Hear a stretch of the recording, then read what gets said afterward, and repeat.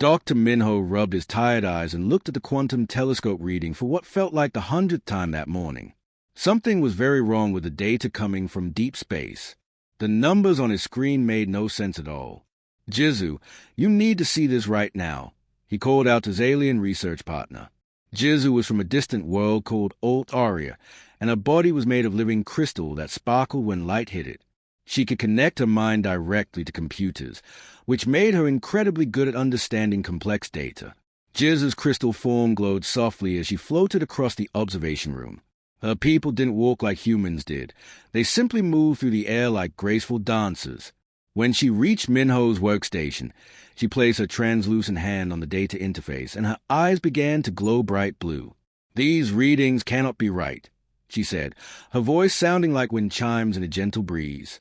"Stars do not just become dimmer for no reason, especially not across such a huge area of space." But the data was clear and undeniable. Across a massive region of the galaxy, stars were shining 12% less brightly than they should. The dimming wasn't random or natural.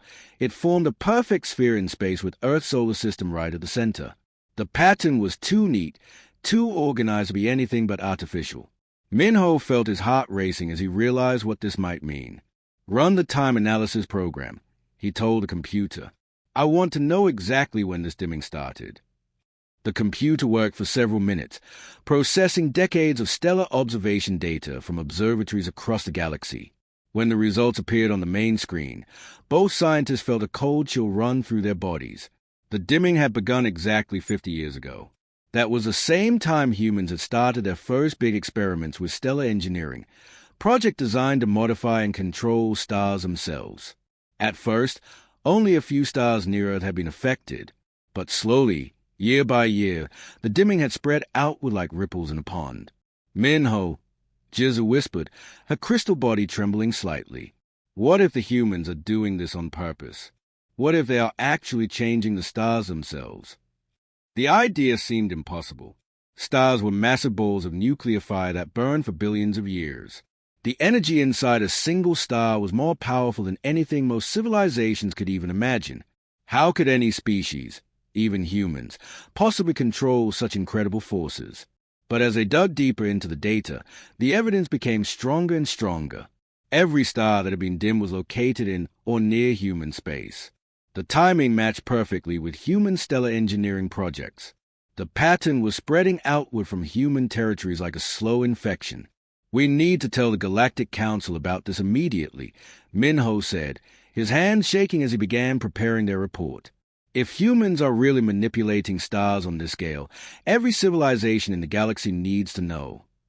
Jizu was already connecting to the Deep Space Communication Network, sending priority messages to scientific institutions across dozens of worlds.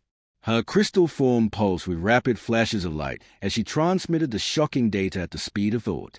"The response is already coming in," she reported. "Observatory stations throughout the galaxy are confirming our findings. The Centauri Research Institute says they noticed the same pattern but thought their equipment was malfunctioning. The Vegan Science Academy has been tracking similar anomalies for months." Within hours, their discovery had spread throughout the galactic scientific community like wildfire. Emergency meetings were being called on dozens of worlds. Ancient species that had been studying the stars for millions of years were frantically checking their own data. Everyone was asking the same terrifying questions. Were humans really powerful enough to dim entire stars? If so, what else might they be capable of? And most importantly, why were they doing it? Some scientists suggested that humans might be harvesting energy from the stars, stealing their light for some unknown purpose. Others worried that this was the beginning of some kind of stellar weapon that could be used against other civilizations. A few optimistic researchers hoped there might be a peaceful explanation, but they were quickly outnumbered by more fearful voices. As news of the discovery spread beyond the scientific community, panic began to set in across the galaxy. If humans could manipulate stars themselves, what did that mean for the safety of every other species? Stars were supposed to be permanent, unchanging fixtures in the cosmic landscape. The idea that they could be modified or controlled was deeply disturbing to civilizations that had used the same star for navigation and timekeeping for thousands of years. Emergency sessions of the Galactic Council were called for the first time in over a century. Military forces from multiple species began mobilizing, though no one was quite sure what they were preparing to fight. Trade routes that passed through human space were immediately suspended as alien ships refused to enter the dimmed regions. Dr. Minho and Jizu found themselves at the center of the greatest crisis the galaxy had ever faced. Their simple observation that morning had revealed a truth that would change everything. Humanity was not just exploring the stars anymore. They were changing them. And nobody knew what that meant for the future of the entire galaxy. Captain Hune stared out the main window of his ship as they crossed into human space. The research vessel Stellar Unity was unlike any other ship in the galaxy. It had been specially built to carry scientists from 12 different alien species, each with their own unique needs for survival. Some needed to breathe methane gas, others lived in tanks of liquid nitrogen, and a few existed as pure energy beings that floated in special containment fields. "We are now entering the dimming zone," announced Dr. Bora, a tall insect-like scientist whose compound eyes could see types of light that other species could not. "The stellar brightness has dropped by exactly 13.7%. Lieutenant Kyung was wrapped around a communications panel, her 8 purple tentacles operating multiple controls at once. Her species communicated through color changes in their skin, but she had learned to use human technology to talk with other aliens. Suddenly, her tentacles turned bright red, the color of alarm. "Captain, there's a human ship approaching us very fast," she announced. "They are sending us a message." The main screen lit up, showing the face of a human man who looked very tired and suspicious. His uniform was dark blue with silver markings that showed he was a military commander. Behind him, Hune could see other human crew members working at control panels. "This is Commander Take of the human space vessel Prometheus *," the man said in a firm voice. "You are entering restricted human space. Tell me why you are here or turn around immediately." Captain Hune had been chosen to lead this mission because he was good at talking to different species without making them angry. He knew this conversation would be very important for the future of the galaxy. "Commander Take, I am Captain Hune of the research ship Stellar Unity Star. We represent the Galactic Council's official science expedition. We have been sent to study the stellar changes in this region of space." Take's face became even more serious when he heard this. "What you call changes, we call improvements. Our stellar operations are classified military secrets. But since you have official permission, I can take you to Station Alios for a basic briefing. Follow my ship and do not deviate from the flight path." As they traveled deeper into human space, the alien scientists aboard Stellar Unity * were amazed by what they saw. Near every star, there were enormous human-built structures that looked like metal cities floating in space. These installations were bigger than most planets, with thousands of mechanical arms reaching toward the stars like the tentacles of some cosmic octopus. "Fascinating," whispered Dr. Nari, a blue-skinned xenobiologist whose job was to study how different life forms lived throughout the galaxy. "Those structures are positioned at exactly the right distance to interact with stellar radiation without being destroyed by the heat."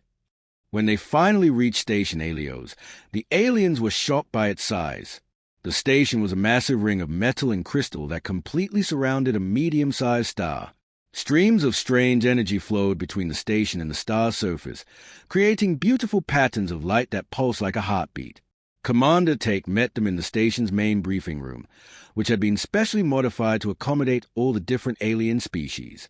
The walls were covered with charts and diagrams showing star systems throughout human space. "What you are about to learn must remain confidential," Take began. "For the past 50 years, humanity has been engaged in the largest engineering project in galactic history. We are systematically modifying every star in our territory to optimize their energy output." Dr. Nari's skin turned pale blue with shock. "You are interfering with natural stellar processes. Do you realize how dangerous that could be?" "We know exactly what we are doing," Take replied calmly. "Every star in its natural state burns too hot and too fast. They waste most of their fuel in just a few billion years. We are fixing this problem." The alien scientists looked at each other in disbelief. Dr. Wonho, whose crystalline body could analyze energy patterns instantly, spoke up. "But reducing stellar output will affect entire solar systems. Planets will become colder. Ecosystems will collapse. Short-term adjustments for long-term benefits," Take explained. "Yes, Some planet will need to adapt. But the alternative is that all these stars will burn out completely in just a few billion years. Our modifications will make them burn steadily for over 1 trillion years. The implications of what they were hearing hit the expedition team like a physical blow. Dr. Nari felt sick to her stomach as she realized the full scope of humanity's project. "You are changing the fundamental nature of stellar evolution," she whispered. "You are rewriting the basic rules of how the universe works." "We are improving the universe," Tate corrected her. "Most species think in terms of thousands or millions of years. Humans think about what will happen trillions of years from now. When every natural star in the galaxy has burned out and died, our modified stars will still be shining brightly." Captain Hune looked around at his diverse crew and saw the same expression on every face, whether it was made of flesh, crystal, or pure energy. They were witnessing something unprecedented in galactic history. Humanity was not just exploring space or colonizing planets. They were systematically redesigning the galaxy itself, one star at a time. The question that terrified everyone was simple. Did any species have the right to make such enormous changes without asking permission from the rest of the galaxy? Admiral Sunyo pressed his weathered hands against the thick glass window and watched the incredible sight before him. Streams of glowing energy flowed from the massive human installation toward the star like rivers of liquid light. The star itself looked different now, smaller and more controlled than it had been 50 years ago when the project began. "Sir, we have received another angry message from the Galactic Council," said Commander Yuna as she entered the observation deck. She was young but had already spent 10 years working on stellar engineering projects. Her face was tired from dealing with complaints from alien species all across the galaxy. "Let me guess," Admiral Sunyo said without turning around. "They want us to stop our work immediately, and they are calling us criminals again." "They are using stronger words now, sir. The Centauri delegation called our work cosmic vandalism, and the vegan ambassador said we are murdering the stars. They have given us 30 days to shut down all stellar modification operations or face military action." Sunyo finally turned away from the window to face his aide. His face was marked with deep lines from decades of making difficult choices that other people did not understand. He had been in charge of humanity's stellar engineering program since the very beginning, and he had seen it grow from a desperate experiment to the largest construction project in galactic history. Do they understand what we are actually doing here, Yuna? Do they realize that we are saving their children and their children's children from living in a dark and cold galaxy? Yuna shook her head sadly. "I don't think they see it that way, sir. All they know is that we are changing their stars without asking permission first. They think we are stealing energy or building some kind of weapon." "Show me the long-range projections again," Sunyo ordered as he walked to the central holographic display in the middle of the room.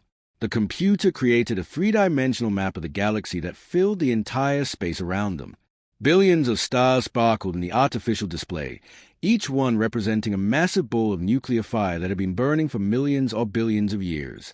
But the beautiful display hid a terrible truth that only humans seemed to understand. "Computer, show stellar lifespans at current burn rates," Sunyo commanded. Immediately, the stars began changing colors. Most of them turned bright red, indicating that they would burn out and die in less than 5 billion years. Some yellow stars would last longer, maybe 10 billion years. But eventually, every single star in the galaxy would exhaust its fuel and become a cold, dark cinder floating in empty space. "Now show the projection for human-optimized stars," Sunyo said quietly. The stars in human space changed from red to brilliant blue, indicating lifespans of over 1 trillion years. The difference was stunning and obvious.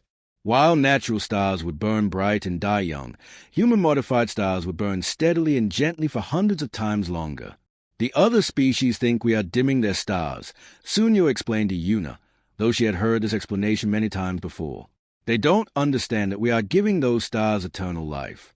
1 trillion years from now, when every natural star in the galaxy has burned out and died, our modified stars will still be providing light and warmth for any civilizations that still exist."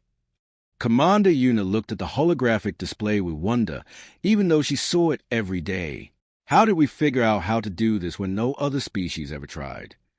Sunyo smiled for the first time that day. Because other species accept the way things are. They see a star burning hot and bright, and they think this is natural, this is the way it should be. But humans look at the same star and think, this is wasteful, this could be done better. He walked over to a wall covered with charts and technical diagrams that showed the complex process of stellar modification. Each chart represented years of research and experimentation by thousands of the smartest humans who had ever lived. When our scientists first calculated how long stars would naturally burn, everyone was horrified. Sunyo continued. We realized that the universe itself was flawed. Stars burn too hot and too fast because they formed randomly from cosmic gas clouds. They waste most of their fuel in nuclear reactions that produce much more energy than necessary. So we decided to fix them, Yuna added. Exactly. We developed technology to regulate stellar fusion processes, to make them burn more efficiently and more steadily. It took us 30 years just to figure out the basic theory, and another 20 years to build the first working stellar regulator. Sunyo touched a control panel, and the holographic display changed to show the galaxy as it would appear in 1 trillion years. Almost everything was dark and empty, with only tiny points of blue light scattered throughout the darkness. Those points were human-modified stars, still burning brightly while surrounded by the corpses of dead natural stars. This is what we are giving to the universe, he said softly. We are ensuring that intelligence and life will have a chance to survive and evolve for trillions of years instead of just a few billion. We are making the galaxy itself immortal. But the other species don't see it that way, Yuna pointed out. No, they don't. They see us as criminals who are stealing their starlight. They cannot imagine thinking beyond their own short lifespans to consider what will happen to their great-great-grandchildren 1 trillion years from now. Admiral Sunyo looked back out the window at the modified star, burning gently and steadily like a cosmic campfire that would never go out. The great assembly hall of the Galactic Council had never seen chaos like this before. Thousands of representatives from hundreds of different worlds were all shouting at once, their voices mixing together into a deafening roar of anger and confusion. Chancellor Isol stood at the center podium, frantically hitting her gavel and trying to restore order to the most important meeting in galactic history. Order! Order! She shouted, her voice barely audible above the noise. We must discuss this crisis like civilized beings. But civilized discussion seemed impossible. Ambassador Wu Jin from the Vegan Collective was so angry that his massive body was shaking like a mountain during an earthquake. His people were plant-like beings who needed very specific amounts of starlight to survive, and the human modifications were threatening their entire civilization. The humans are criminals, he roared, his voice echoing through the vast chamber. They have changed our stars without asking anyone for permission. This is the worst violation of galactic law in our recorded history. Similar cries of outrage came from representatives throughout the hall. The Centauri delegation was demanding immediate military action against human space. The Kepler Colony Alliance had already begun evacuating planets that orbited human-modified stars. Even normally peaceful species like the Crystalline Collective were talking about economic sanctions and trade embargoes. But not everyone in the hall was calling for war. Elder Doyun from the ancient Andromedan archive floated slowly toward the center of the chamber. His people were pure energy beings who had existed for millions of years, and they thought about problems very differently than younger species. My fellow council members, he said, his voice calm and measured despite the chaos around him. Before we make any hasty decisions, perhaps we should try to understand what the humans are actually trying to accomplish. They are stealing our starlight, shouted a representative from the Wolf System Federation. My people's solar collectors are producing 30% less energy than they did last year. And our navigation systems have completely failed, added Ambassador Minji from the Trading Guild. Our ships cannot find their way through human space because the stars are too dim for our instruments to detect properly. Elder Doyun's energy form pulsed with patient light as he waited for the shouting to die down. Yes, there are immediate problems caused by their actions. But consider this. Most of our civilizations plan for the next few hundred or thousand years. Humans appear to be planning for the next trillion years. The hall gradually became quieter as representatives began to think about what the elder was saying. Dr. Eun-hee, humanity's chief stellar engineer, had been waiting quietly at the human delegation table. Now she stood up and walked toward the center podium, her footsteps echoing in the suddenly silent chamber. Chancellor So, may I address the council? She asked politely. The Chancellor looked around the hall, seeing thousands of alien faces staring with a mixture of anger, curiosity, and fear. You may speak, Dr. Unhee, but I warn you that many here consider your people to be cosmic criminals. Dr. Unhee was not intimidated by the hostile crowd. She had spent her entire career working on humanity's stellar engineering project, and she truly believed they were doing the right thing for the entire galaxy. Honored representatives, she began, her voice carrying clearly through the hall's acoustic systems. I understand your anger and your fear. We have made changes that affect your civilizations without asking your permission first. But I want you to understand why we did this. You wanted to steal energy from our stars, shouted someone from the back of the hall. No, Dr. Unhee replied firmly. We wanted to save your stars from burning out and dying. Every natural star in this galaxy will exhaust its fuel and become a cold, dark cinder in just a few billion years. Our modifications will make those same stars burn steadily for over 1 trillion years. The hall erupted in confused murmurs as representatives tried to understand what she was saying. Most species had never thought about what would happen to their stars in the distant future. You think about the problems you will face in the next century or millennium, Dr. Unhee continued. We think about the problems your descendant will face in the next 1 trillion years.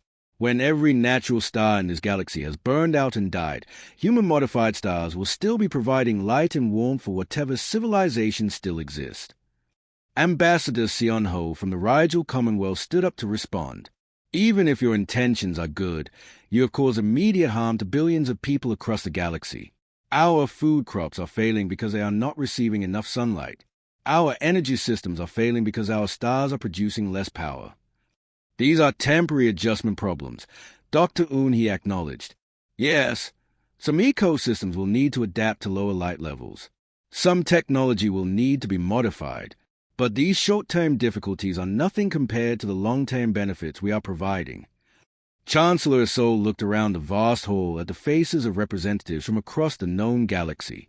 Some looked thoughtful, others appeared confused, and many still seemed angry. The decision they made in the coming days would determine whether humanity's stellar engineering project would continue or whether it would be stopped by military force. The question before us is simple, she announced. Do the humans have the right to make permanent changes to the galaxy's future without asking permission from the rest of us first? The fate of trillions of future beings hung in the balance of their answer. The neutral space station Cosmic Harmony had been built specifically for moments like this. Floating in empty space between 3 different star systems, it belonged to no single species and followed no single government. Today, it hosted the most important treaty signing in galactic history. President Jin Young of the Human Federation sat at a curved table made of polished metal from a dozen different worlds. Around him sat representatives from hundreds of alien civilizations, each one still struggling to understand what humanity had done to the galaxy. The air in the great conference room was filled with translation devices buzzing quietly as they converted thousands of different languages into words everyone could understand. Secretary Minji stood at the center podium, holding a document that had taken 6 months of angry arguments and careful negotiations to create. The Stellar Accord was unlike any treaty ever written because it dealt with a problem that had never existed before. What to do when one species permanently changed the fundamental nature of the galaxy itself. After extensive analysis by our best scientists, Secretary Minji announced to the assembled delegates, "We have reached an unavoidable conclusion. The stars that humans have already modified cannot be returned to their original state. Any attempt to reverse the stellar engineering process would cause those stars to collapse completely, destroying every planet and civilization in their systems." A wave of unhappy murmurs swept through the hall. Many alien species had hoped that humanity could somehow undo the changes they had made. Learning that the modifications were permanent was difficult news to accept.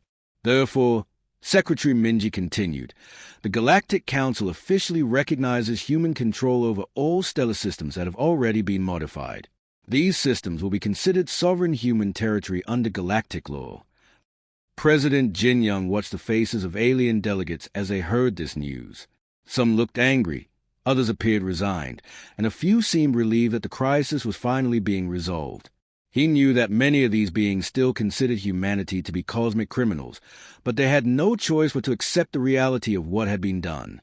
However, Secretary Minji said, raising her voice to get everyone's attention again, humanity has agreed to strict conditions in exchange for this recognition. First, no new stars will be modified without explicit written permission from all affected civilizations. Second, humanity will establish a Department of Stellar Longevity to share their technology with any species that requests it. Commander Sumin of the Human Stellar Engineering Corps sat in the gallery watching the ceremony with complex feelings. She had spent 20 years of her life working on the Stellar Modification Project, and she truly believed it was the most important thing humanity had ever accomplished. But she also understood why other species were angry about it. "We gave them eternal life," she whispered to Dr. Hyok, who was sitting beside her. "We made sure their descendants will have light and warmth for 1,000,000,000,000 years. Even if they hate us for it now, they should thank us later." Dr. Hyok nodded but looked worried. "The question is whether they will ever forgive us for making such a huge decision without asking them first." The signing ceremony proceeded with formal dignity as representative after representative added their name to the treaty. Some signed enthusiastically, others did so reluctantly, but everyone understood that this agreement was necessary to prevent a galactic war. 3 weeks after the Stellar Accord was signed, something unexpected happened. A desperate message arrived at the Department of Stellar Longevity from a Proxima civilization, a small species whose home star was beginning to die. Their sun had entered the final phase of its natural life cycle and would burn out completely within the next 50 years. "Please help us," their message said simply. "We do not want our children to freeze in the darkness." Dr. Jiwon, who had been appointed as the first director of the Department of Stellar Longevity, immediately sent a team of human engineers to the Proxima system. Working around the clock for 3 months, they successfully stabilized a dying star and converted it to the same steady, long-burning state as other human-modified stars. The success of the Proxima rescue mission changed everything. Word spread quickly throughout the galaxy that human stellar engineering could actually save dying civilizations from extinction. Species that had been calling humanity cosmic criminals began to reconsider their opinions. Within 6 months, the Department of Stellar Longevity was receiving inquiries from dozens of different worlds. The Kepler Colony Alliance wanted to know if their aging star could be modified to burn longer. The Wolf System Federation asked for detailed information about the modification process. Even some members of the Vegan Collective, who had been humanity's strongest critics, began sending quiet diplomatic messages asking about possible cooperation. Dr. Jiwon often stood in her office looking out at Earth's sun, which had been one of the first stars to receive human modifications. It looked smaller and dimmer than the historical images from before the engineering project began, but she knew it would continue burning steadily for over 1,000,000,000,000 years. "They called us vandals and criminals," she said to her assistant one morning. "They said we were destroying the natural beauty of the universe. And now they are asking us to save their stars too," her assistant replied with a smile. Dr. Jiwon nodded as she watched a group of young alien scientists tour the solar engineering facility below. They were eager to learn human stellar modification techniques so they could return home and help their own civilizations plan for the distant future. The galaxy had been forced to accept dimmer stars around human space. But in return, they had gained something infinitely more valuable, the knowledge that somewhere in the universe, the lights would never go out.